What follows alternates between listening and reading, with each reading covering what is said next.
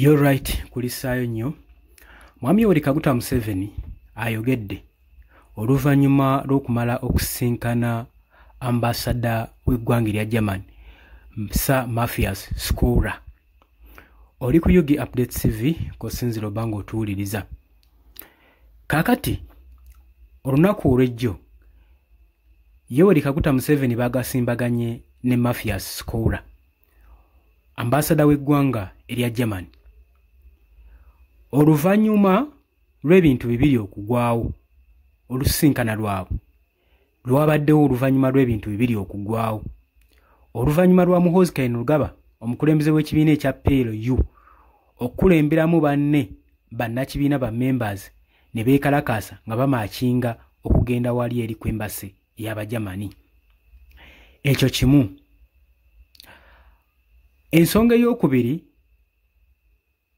Muhoozi yavuddeyo ku mukutu gwe ogwa Twitter n'abaako post gye yakoze ennaku eziyise emabega nga Mwami Yoweri Kaguta Museveni tannaba kubanga asisinkana Sir Matthias Schoura, ambasada w'eggwanga erya Germany, ng'agamba nti ffe tetulina buzibu, Uganda terina buzibu na ggwanga lya Germany, naye tulinamu personal problem ne ambasada Matthias Schoura, ambasada w'eggwanga lino erya Germany. Era ekyalizemu okulabibwako ye meeting yabadde mu State House e Nakasero ku State Lodge. Newankubadde ebyo byonna byabaddewo, oluvannyuma lw'okumiitinga boogedde ku nsonga nnyingi nnyo. Yoweri Kaguta Museveni zaakonfamize nti baamiitinze era ne bafuna discussions ez'enjawulo. Jjukira nti nyongera okujjukiza entabe kweva. Charles Magezi mu kaseera ako nga ye yabadde omwogezi w'eggye lya Uganda People's Defence Force yavaayo n'agamba nti nno eggwanga lyaffe lijja kubeera ku buzibu era libeera ku bunkenke, naye ne bagamba nti ffe twagamba era twalayira ng'aba UPDF okudiringa n'omuntu yenna anaagezaako okwenyigira mu nsonga ezigenda maaso n'okutiisatiisa oba n'okuteeka gavumenti yaffe ku bunkenke. Oluvannyuma lwa Muhoozi okuvaayo mulumiriza nti nno ambasada yali akolagana n'abayeekera abaagala okujjako gavumenti ya Mwami Yoweri Kaguta Museveni, era ng'abayeekera bagamba si balala be b'ekibiina kya National Unity Platform, Robert Kyagulanyi Ssentamu.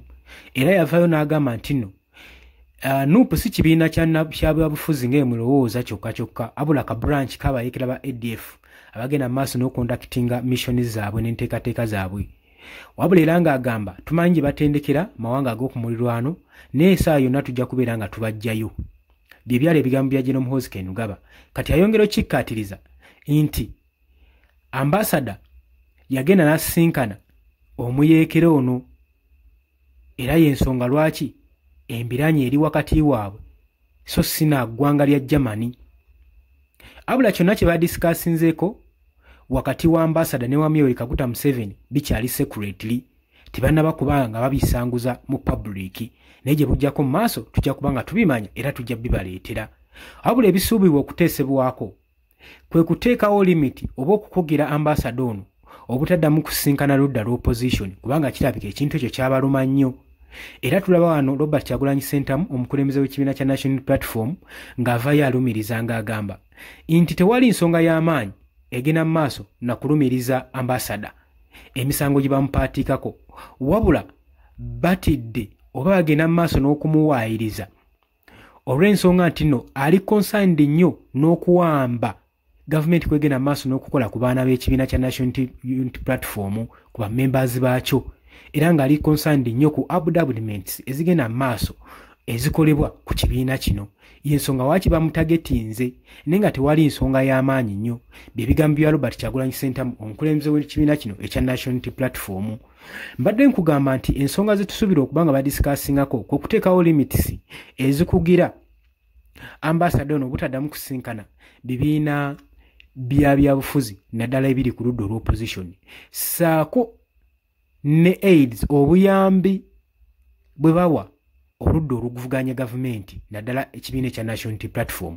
Bimu ku bye tusuubira, naye katulinde tulabe ekinaava mu yebiraka gwo mukwano gwange ali yampuliriza. Oli ku Yugi Update TV ko sinzo bango tuuliriza webale kwekuumira ku mayengo gano. Abula gwa tanatweyungako nkutegeeza kira wansi ole kigambo subscribe kikoneko ojja kubanga osobola bulungi nnyo otweyungako. Mbagaliza ekiro ekirungi mweraba.